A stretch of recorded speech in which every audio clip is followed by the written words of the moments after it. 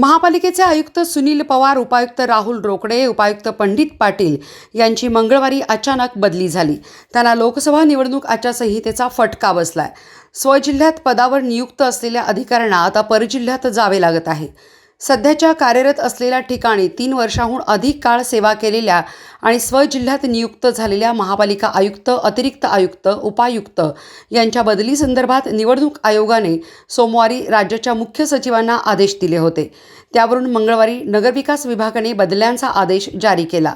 सांगली, मिरज आणि कुपवाड शहर महापालिकेचे आयुक्त सुनील पवार, उपायुक्त राहुल रोकडे आणि उपायुक्त पंडित पाटील यांची बदली झाली आहे।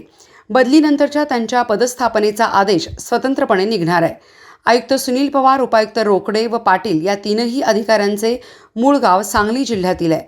आयुक्त पवार यांचे मूळ गाव तडसर, तालुका कडेगाव, उपायुक्त रोकडे यांचे मूळ गाव विटा आणि उपायुक्त पाटील यांचे मूळ गाव शिंदेवाडी, तालुका मिरज हे आहे। सुनील पवार यांनी 12 ऑगस्ट 2022 रोजी आयुक्तपदाची सूत्रे घेतली होती। त्यांना आयुक्तपदावर 1.5 वर्ष झाली आहेत। रोकडे यांचा उपायुक्त पदावरील कालावधी 3.5 वर्ष झाला आहे। उपायुक्त पंडित पाटील यांना तर अवघ्या 5 महिन्यात बदली झाली आहे।